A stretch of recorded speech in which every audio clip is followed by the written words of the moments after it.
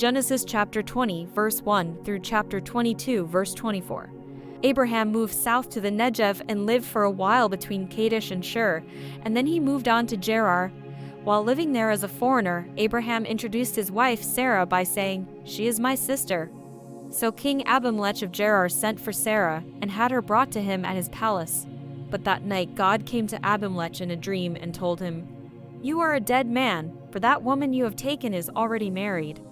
But Abimelech had not slept with her yet, so he said, "Lord, will you destroy an innocent nation? Didn't Abraham tell me, 'She is my sister'?" And she herself said, "Yes, he is my brother. I acted in complete innocence. My hands are clean." In the dream, God responded, "Yes, I know you are innocent. That's why I kept you from sinning against me, and why I did not let you touch her. Now return the woman to her husband, and he will pray for you, for he is a prophet. Then you will live. But if you don't return her to him, you can be sure that you and all your people will die." Abimelech got up early the next morning and quickly called all his servants together. When he told them what had happened, his men were terrified. Then Abimelech called for Abraham. "What have you done to us?" he demanded. "What crime have I committed that deserves treatment like this, making me and my kingdom guilty of this great sin? No one should ever do what you have done. Whatever possessed you to do such a thing?" Abraham replied, "I thought, this is a godless place. They will want my wife and will kill me to get her. And she really is my sister, for we both have the same father, but different mothers, and I married her. When God called me to leave my father's home and to travel from place to place, I told her, 'Do me a favor. Wherever we go, tell the people that I am your brother.' Then Abimelech took some of his sheep and goats, cattle, and male and female servants, and he presented them to Abraham. He also returned his wife Sarah to him. Then Abimelech said, 'Look over my land and choose any place where you would like to live.' And he said to Sarah, 'Look, I am giving your brother 1,000 pieces of silver in the presence of all these witnesses. This is to compensate you for any wrong I may have done to you. This will settle any claim against me, and your reputation is cleared.' Then Abraham prayed to God, and God healed Abimelech, his wife, and his female servants so they could have children. For the Lord had caused all the women to be infertile because of what happened with Abraham's wife, Sarah. The Lord kept his word and did for Sarah exactly what he had promised. She became pregnant, and she gave birth to a son for Abraham in his old age. This happened at just the time God had said it would, and Abraham named their son Isaac. 8 days after Isaac was born, Abraham circumcised him as God had commanded. Abraham was 100 years old when Isaac was born. And Sarah declared, 'God has brought me laughter. All who hear about this will laugh with me. Who would have said to Abraham that Sarah would nurse a baby? Yet I have given Abraham a son in his old age.' When Isaac grew up and was about to be weaned, Abraham prepared a huge feast to celebrate the occasion. But Sarah saw Ishmael, the son of Abraham, and her Egyptian servant Hagar making fun of her son Isaac. So she turned to Abraham and demanded, 'Get rid of that slave woman and her son. He is not going to share the inheritance with my son Isaac. I won't have it.' This upset Abraham very much because Ishmael was his son.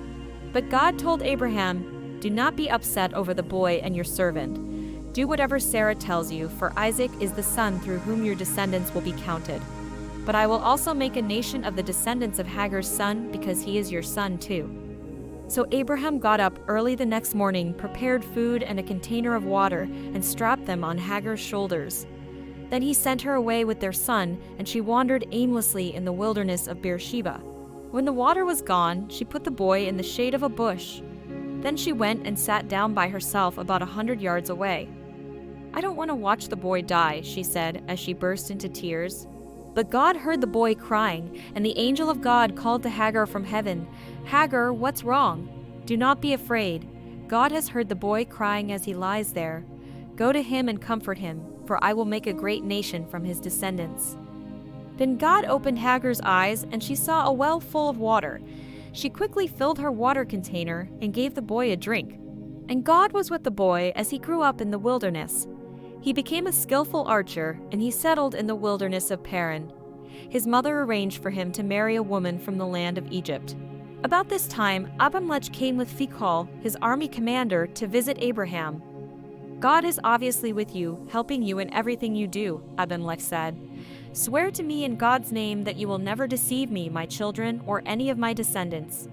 I have been loyal to you, so now swear that you will be loyal to me and to this country where you are living as a foreigner. Abraham replied, Yes, I swear to it.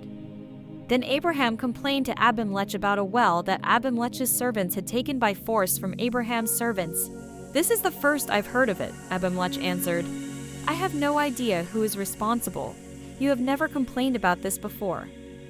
Abraham then gave some of his sheep, goats, and cattle to Abimelech, and they made a treaty. But Abraham also took 7 additional female lambs and set them off by themselves. Abimelech asked, Why have you set these 7 apart from the others? Abraham replied, Please accept these 7 lambs to show your agreement that I dug this well. Then he named the place Beersheba, which means well of the oath, because that was where they had sworn the oath. After making their covenant at Beersheba, Abimelech left with Phicol, the commander of his army, and they returned home to the land of the Philistines. Then Abraham planted a tamarisk tree at Beersheba, and there he worshipped the Lord, the eternal God. And Abraham lived as a foreigner in Philistine country for a long time. Sometime later, God tested Abraham's faith. Abraham, God called. Yes, he replied, Here I am. Take your son, your only son, yes, Isaac, whom you love so much, and go to the land of Moriah. Go and sacrifice him as a burnt offering on one of the mountains, which I will show you. The next morning Abraham got up early. He saddled his donkey and took 2 of his servants with him, along with his son Isaac. Then he chopped wood for a fire for a burnt offering and set out for the place God had told him about. On the 3rd day of their journey, Abraham looked up and saw the place in the distance. Stay here with the donkey, Abraham told the servants. The boy and I will travel a little farther. We will worship there, and then we will come right back.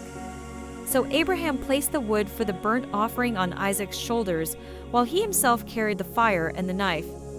As the 2 of them walked on together, Isaac turned to Abraham and said, Father. Yes, my son, Abraham replied. We have the fire and the wood, the boy said, but where is the sheep for the burnt offering? God will provide a sheep for the burnt offering, my son, Abraham answered, and they both walked on together. When they arrived at the place where God had told him to go, Abraham built an altar and arranged the wood on it.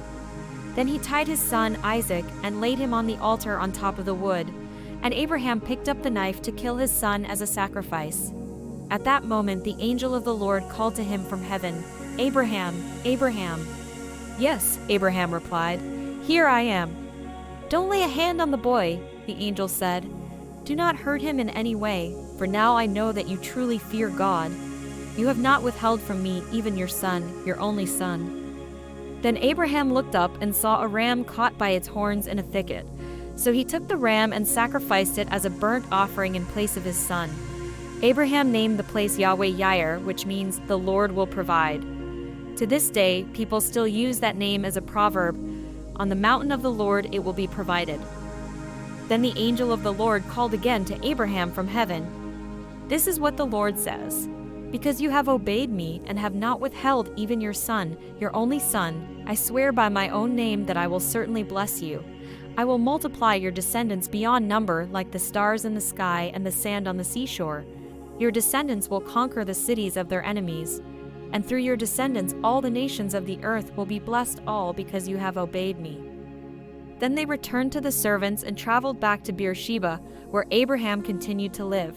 Soon after this, Abraham heard that Milcah, his brother Nahor's wife, had borne Nahor 8 sons. The oldest was named Uz, the next oldest was Buz, followed by Kemuel, the ancestor of the Arameans, Kez, Hazo, Pildash, Jidlaph, and Bethuel. Bethuel became the father of Rebekah. In addition to these 8 sons from Milcah, Nahor had 4 other children from his concubine Rumah. Their names were Tebah, Gaham, Tahash, and Makkah.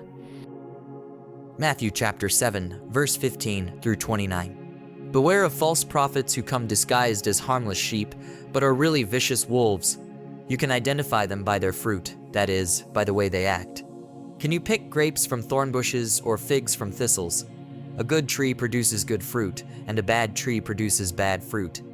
A good tree can't produce bad fruit, and a bad tree can't produce good fruit. So every tree that does not produce good fruit is chopped down and thrown into the fire.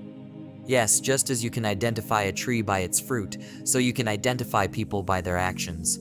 Not everyone who calls out to me, 'Lord, Lord,' will enter the kingdom of heaven.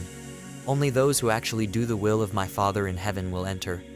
On Judgment Day, many will say to me, 'Lord, Lord, we prophesied in your name and cast out demons in your name and performed many miracles in your name.' But I will reply, 'I never knew you. Get away from me, you who break God's laws.' Anyone who listens to my teaching and follows it is wise, like a person who builds a house on solid rock. Though the rain comes in torrents and the floodwaters rise and the winds beat against that house, it won't collapse because it is built on bedrock. But anyone who hears my teaching and doesn't obey it is foolish, like a person who builds a house on sand. When the rains and floods come and the winds beat against that house, it will collapse with a mighty crash." When Jesus had finished saying these things, the crowds were amazed at his teaching, for he taught with real authority, quite unlike their teachers of religious law. Psalm chapter 9, verse 1 through 12. I will praise you, Lord, with all my heart. I will tell of all the marvelous things you have done. I will be filled with joy because of you. I will sing praises to your name, O Most High. My enemies retreated. They staggered and died when you appeared. For you have judged in my favor. From your throne you have judged with fairness. You have rebuked the nations and destroyed the wicked. You have erased their names forever. The enemy is finished in endless ruins. The cities you uprooted are now forgotten. But the Lord reigns forever, executing judgment from his throne. He will judge the world with justice and rule the nations with fairness. The Lord is a shelter for the oppressed, a refuge in times of trouble. Those who know your name trust in you. For you, O Lord, do not abandon those who search for you. Sing praises to the Lord who reigns in Jerusalem. Tell the world about his unforgettable deeds. For he who avenges murder cares for the helpless. He does not ignore the cries of those who suffer. Proverbs chapter 2, verse 16 through 22. Wisdom will save you from the immoral woman, from the seductive words of the promiscuous woman. She has abandoned her husband and ignores the covenant she made before God. Entering her house leads to death. It is the road to the grave. The man who visits her is doomed. He will never reach the paths of life. So follow the steps of the good and stay on the paths of the righteous. For only the godly will live in the land, and those with integrity will remain in it. But the wicked will be removed from the land, and the treacherous will be uprooted.